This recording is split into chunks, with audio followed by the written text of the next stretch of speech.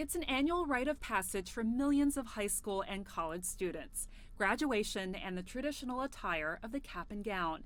Not this year. My heart goes out to all of them this year because they're not getting that chance to celebrate. But then something clicked for Nathaniel Moore. There was a solution to both help my healthcare colleagues on the front lines while also honoring the achievements of our graduates. And the answer was Gowns for Good. Moore started the charity Gowns for Good, which asks graduates to donate their gowns to frontline responders.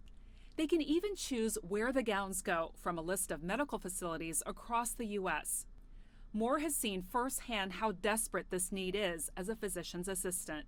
Trash bags are being utilized as makeshift gowns. I'm a little bit nervous myself going into work every day and just, having the appropriate means to protect myself and thinking about them on the front lines of having nothing. It's crazy to think about.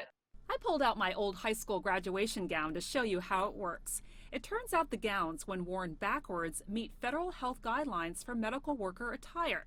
They're able to cover much of the body, including the neck and arms. They can then be zipped from the back to hold the gown securely. To hear these personal stories of people on the front lines that have nothing, that are begging for gowns, that are begging for any support that we can offer them and as fast as possible.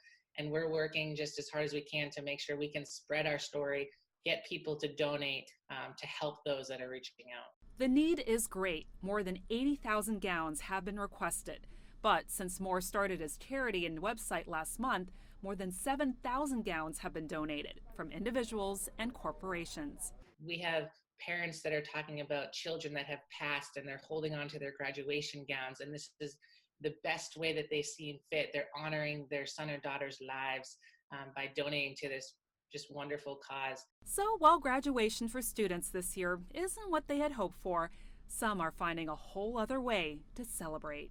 For us, there's no better way to recognize you by, telling you the good that you're doing and the support that you're making and impact that you're making. Frances Coe, CGTN.